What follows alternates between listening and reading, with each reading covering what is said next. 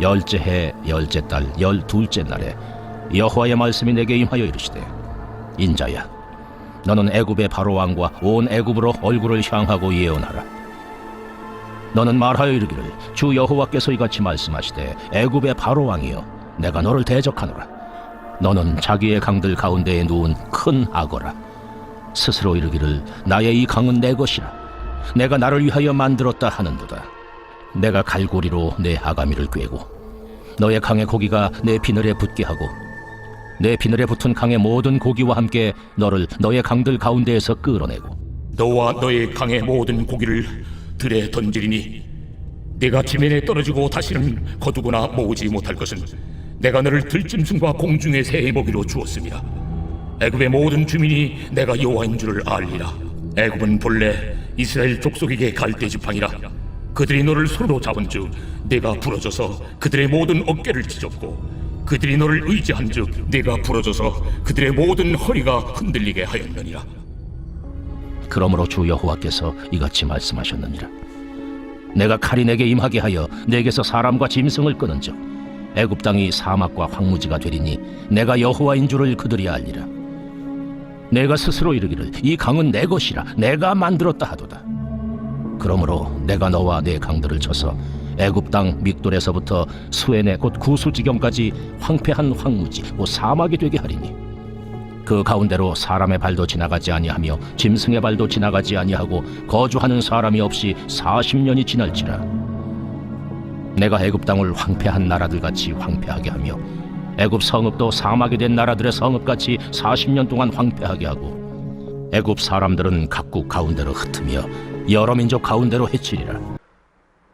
어제 본문인 28장까지는 두로에 대한 예언이었습니다. 오늘 본문인 29장부터 32장까지는 애굽에 대한 예언이 나옵니다. 에스겔에 나오는 이방 나라들에 대한 예언 중에서 애굽에 대한 예언이 가장 많은 분량을 차지하는데요.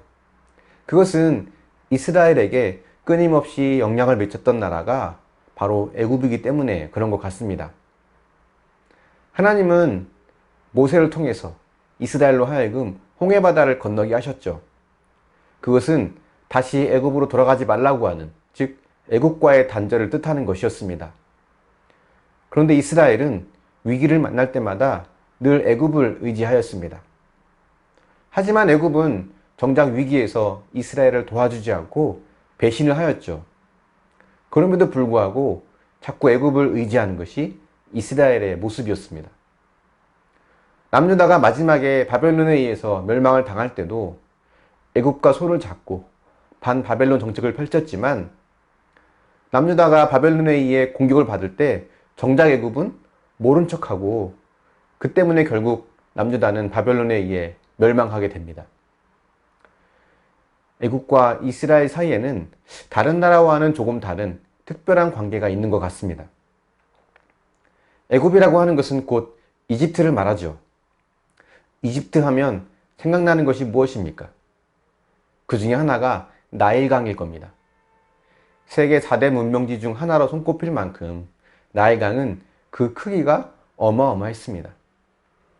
애굽은 나일강을 중심으로 큰 발전을 이루게 되죠. 그래서 고대 근동의 최강국이 됩니다. 그런데 애굽의 바로 왕은 두로 왕이 그랬던 것처럼 이 모든 것이 자기의 것이라고 여기면서 자기가 이 모든 걸 통제할 수 있다고 믿었습니다.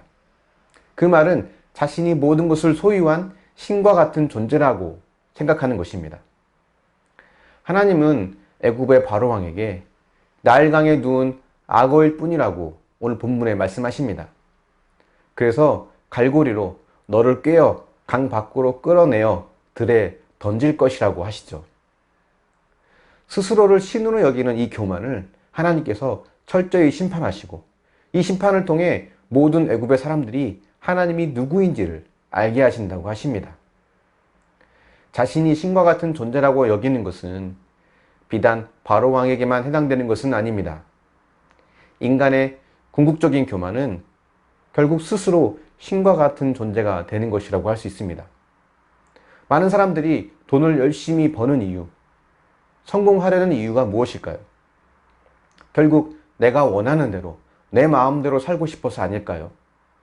그 말은 내 인생에 내가 하나님처럼 되고 싶다는 말과 다름없습니다. 교회라고 해서, 또 믿는 사람이라고 해서 예외일까요? 그렇지 않습니다. 많은 목회자들이 교회의 성장과 부흥을 이루려고 하지만 그 마음에는 더 영향력 있고 힘 있는 목회자가 되고 싶다는 욕망이 있다는 것을 부인할 수 없을 것입니다. 이 모든 것은 결국 내가 신과 같은 존재가 되고 싶다는 것을 뜻합니다. 하지만 하나님은 그럴수록 내가 여호와인 줄 알게 하시기 위해서 상대적으로 우리가 얼마나 무력한 존재인지를 깨닫게 하십니다. 혹시 여러분이 얼마나 무력한 존재인지를 깨닫게 되는 경험을 하신 적이 있습니까? 하나님은 이 과정을 통해서 하나님만을 의지하게 하십니다. 저도 신학교에 가서 목회를 처음 할 때, 또 교회를 처음 개척할 때 등등 가장 중요했던 순간을 돌아보면 사실 그때가 가장 의욕이 넘칠 때인데 하나님은 오히려 내가 얼마나 무력한 존재인지를 그때마다 깨닫게 하신 기억이 납니다. 그래서 하나님을 의지해야 한다는 것을 경험하게 하셨습니다. 만약 여러분도 하나님께서 여러분을 낮추시고 여러 가지 실패와 고난을 통해서 여러분이 무력한 존재임을 깨닫게 하신다면 하나님께서 나를 다듬어 가시고 계시는구나. 이 사실을 깨닫고 하나님 뜻에 순종하며 겸손하게 믿음의 길을 걸어갈 수 있길 바랍니다. 애굽의 교만한 마음을 보며 내 안에도 같은 교만이 있음을 인정하고 겸손한 믿음의 사람으로 변화되어지고 세워져 갈 수 있기를 예수님의 이름으로 축원합니다. 묵상해 보십시오. 하나님께서 주신 은혜임을 인정하지 못하고 내가 스스로 주인으로 여기는 모습은 무엇입니까?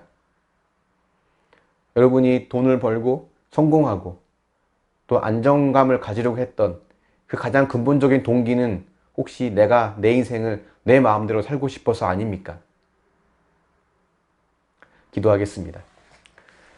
사랑의 하나님, 애굽의 바로왕이 스스로 신과 같은 존재로 여기며 교만하게 살았던 것을 보며 그 교만이 또한 우리에게도 있음을 또 고백합니다.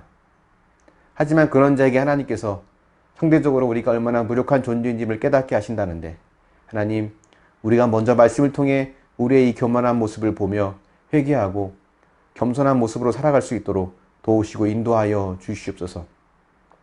하나님이 아닌 나 자신을 의지하며 나를 높이려고 했던 그 모든 마음들을 회개합니다.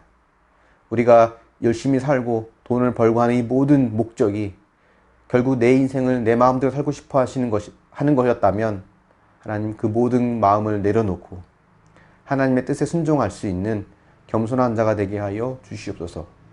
감사드리며 예수님의 이름으로 기도합니다. 아멘.